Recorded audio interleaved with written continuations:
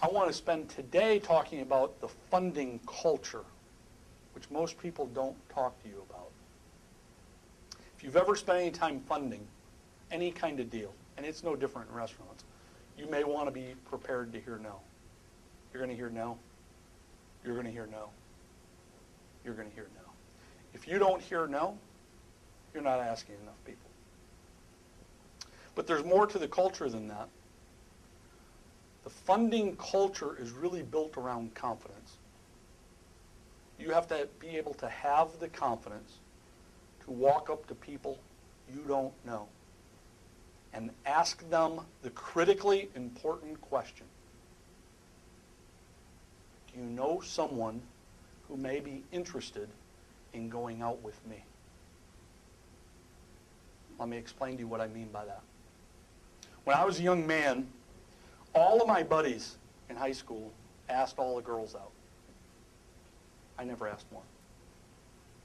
They'd walk up to the girl they liked in high school and they'd say, will you go out with me? And she'd say no.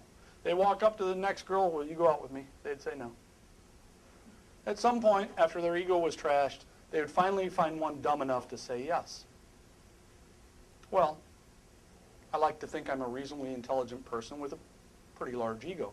I didn't like hearing no, so I decided I wasn't going to ask. What I did is I walked up to the good-looking women and I said, by chance, do you have a friend that looks a lot like you that might be willing to go out with me? I wasn't asking her. It's amazing how that approach then had that young lady say, well, why aren't you asking me? Why are you asking my friends? At that point, she just opened up the perfect question. Why are you asking me out? And I got plenty of dates. Okay? Finding investment capital is the same way.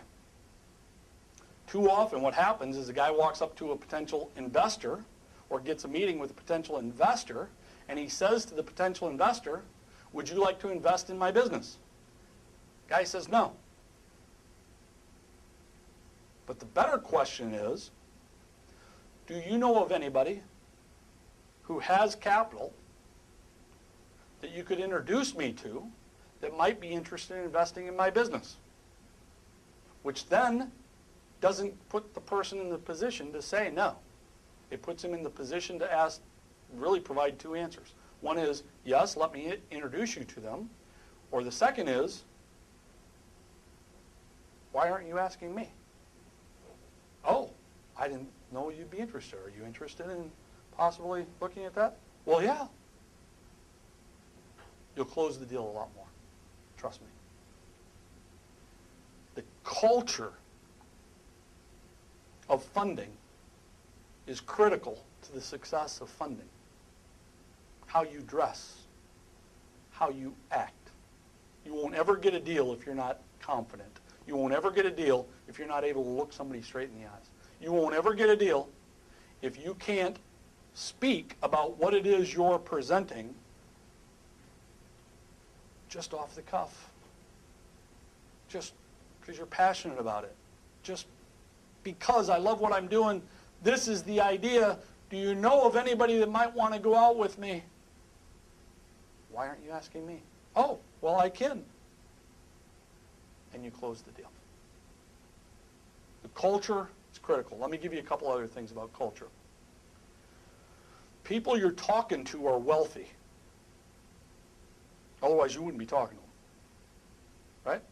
The target money you're looking for from an angel investor in the restaurant sector, $100,000 to $250,000 in cash.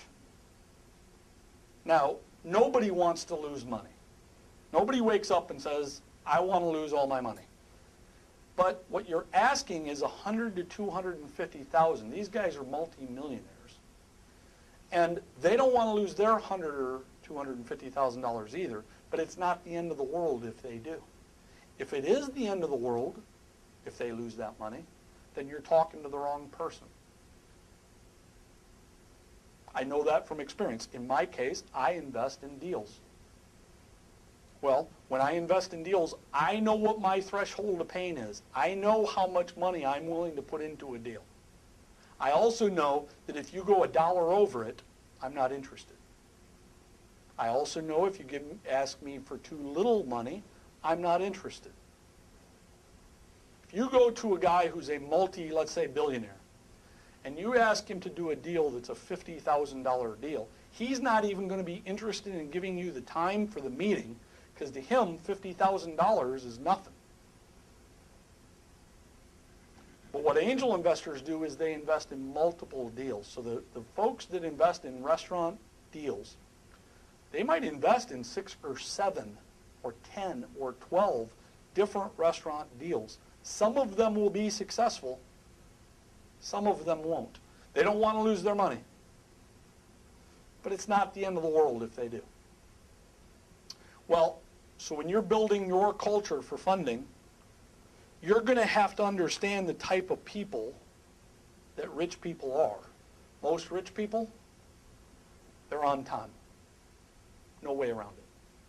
Most rich people are up before you because the early bird gets the worm. Most rich people are driven. Most rich people are highly tactical. They're going to look at the details. You're going to have to build that culture in yourself. If you're not that type of person, if you're not on time, if you're not driven, if you're not passionate, if you're not focused, you won't get them to give you the money. You won't get them to introduce you to their friends. Restaurant funding is not about finding one investor. It's about finding a group of independent angel investors. And between them, you get 100 from this guy, and 200 from this gal, and 150 from this guy, and 200 from this girl. That's how you get the money, and you put it together to do your deal. Now, the reality in the restaurant business is there's a certain amount of money, total package of money that you have to chase. For the most part, if you're chasing less than $500,000, it's highly difficult to get the money. If you're chasing much more than $3 million, it's highly difficult to get the money. The window of space in the restaurant business is $500,000 to $3 million. And actually, if you even dialed it more, the best numbers are about $750,000 to about $1.5 million. You get too much outside of that window, it becomes difficult on either side to get the money.